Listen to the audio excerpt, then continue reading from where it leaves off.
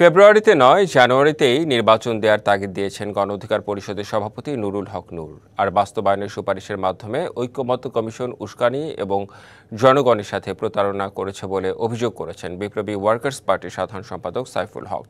দেশকে গৃহযুদ্ধের দিকে ঠেলে না দিতে সরকারের প্রতি আহ্বান তার। এদিকে এক ফ্যাসিবাদী সরকারের বিদায়ের পর আরেক ফ্যাসিবাদের উত্থান হয়েছে এমন অভিযোগ করেছেন এবি পার্টির চেয়ারম্যান মুজিবুর রহমান মঞ্জু। জাতীয় প্রেস ক্লাবের সমাজতান্ত্রিক দল জাসদ এর প্রতিষ্ঠা বার্ষিকীর অনুষ্ঠানে তারা এসব কথা বলেন। ফেব্রুয়ারিতে কিংবা জানুয়ারিতেও চাইলে সরকার ইলেকশন করতে পারে, কারণ ইলেকশনের জন্য প্রধান যে বিষয়টা আমাদের সামনে ছিল জুলাই সনদের বিষয়ে ঐক্যমত এবং জুলাইয়ের ঘোষণাপত্র, সেটি হয়েছে। ঠিক এই মুহূর্তে বাংলাদেশে আমরা যখন আছি, বাংলাদেশ এই মুহূর্তে একটা ক্রস রোডের মধ্যে আছে। সরকারের ছোট একটা পদক্ষেপ, ছোট একটা ভুল বিরাট বিপর্যয় ডেকে নিয়ে আসতে পারে।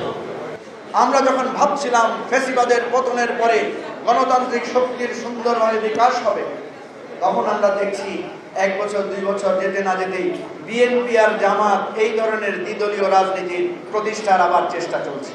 বিএনপি যখন গত বছর 5ই আগস্টের পরেই বলেছিল নির্বাচন দিয়ে দেন তাড়াতাড়ি করে, তখন লোকে বিএনপিকে ভুল বুঝেছিল। তখন বলেছিল এখনো রক্তের দাগ শুকায়নি, এরা এখনই নির্বাচন চায়। অথচ আজ 1 বছর পরে সমস্ত মানুষ মনে করে নির্বাচন দরকার।